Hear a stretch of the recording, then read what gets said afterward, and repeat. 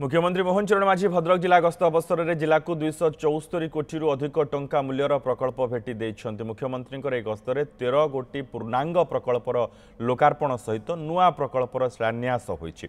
अपराह्न हेलिकप्टर जोगे Bhadrak block Jagdalpur panchayat park निकटस्थ पड़िया अवतरण पर रंभिला पंचायत खेल पड़िया प्रकल्प लोकार्पण एवं शिलान्यास करी साधारण सभा को उद्बोधन दे मुख्यमंत्री कहिथिले भद्रक जिले में शिल्प विप्लवर धारा प्रवाहित हेबो। आयुषेल 4300 युवक युवती चाकरी पाइबे। पॉलिस्टर उत्पाद क्षेत्र में 1150 जन नियुक्ति पाइबे। भद्रक जिले में मेडिकल कॉलेज खूब शीघ्र शिलान्यास हेबो। भद्रक में सरकारी विश्वविद्यालय प्रतिष्ठा हेबो।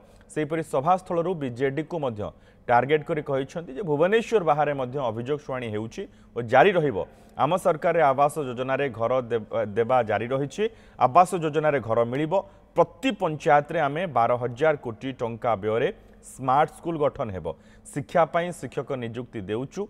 आयुष्मान योजना लागू होइछि बोली मुख्यमंत्री कहिसंति। यह 17 लाख लक्षपति दीदी हेबा सह भारत में ओडिशा नंबर 1 होइछि बोली मुख्यमंत्री कहिसंति। आर्थिक दृष्टिकोण और विकास दृष्टिकोण आग को बढ़ जेहेतु भद्रक जिला एक समृद्धि जिला ताकू आहरी आग को नापी भद्रक जिलावासी सहित मिलित भाव में काम करने पड़ो।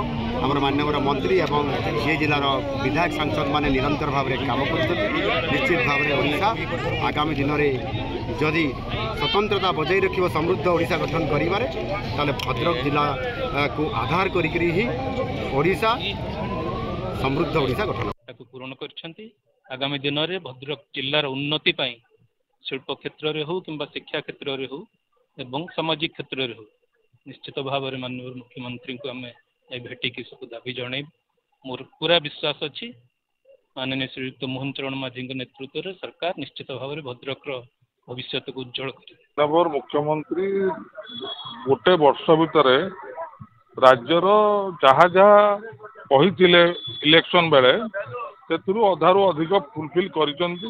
स्पेशली भद्रक जिला जो दुईटी दाबी अच्छी विश्वविद्यालय और मेडिकल कॉलेज ता निश्चित आमर 1 वर्ष पूर्ति परे निश्चित डिक्लेयर करेंगे सन्देह नहीं।